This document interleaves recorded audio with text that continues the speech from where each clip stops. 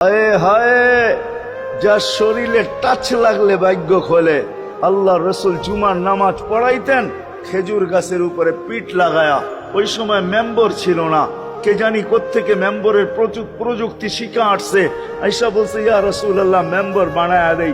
আর কতদিন দাঁড়ায় দাঁড়ায় খুতবা দিবেন? মেম্বরে উঠবেন, বসবেন, খুতবা দিবেন। তো খুদ মেম্বর যখন বানায়া দিছে, আল্লাহ রসুলেরও পছন্দ হয়েছে।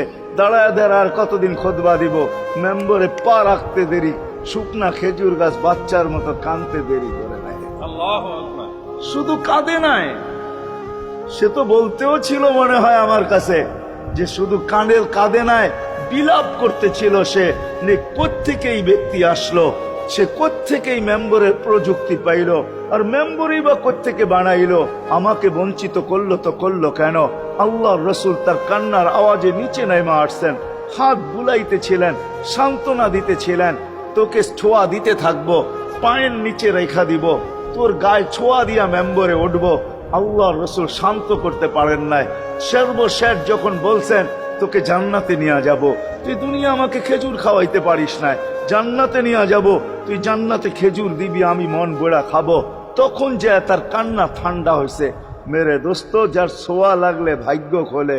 আবু তালেব তো বুকে ঘুমাই, মুহাম্মদুর রাসূলুল্লাহ তো আবু তালেবের বুকে ঘুমাইতেন।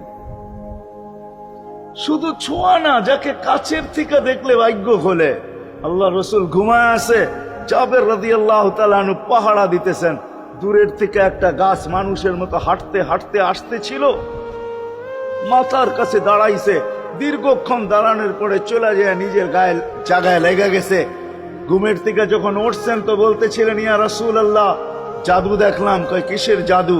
কই গাছটা দূর থেকে আসলো, মানুষের মতো হাঁটতে হাঁটতে আপনার মাথার কাছে দাঁড়াইলো। দীর্ঘক্ষণ দাঁড়ানোর পরে আবার চলে যায় নিজের জায়গায় লেগে গেল। মনেই হয় না সে একবার উঠা আসছিল। আল্লাহ রসুল হাসতেছিল আর বলতেছিল, ও দূর থেকে আমাকে দেখতেছিল, ওর মন ভরতেছিল না।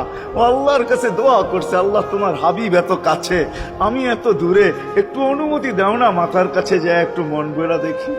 হায় হায়।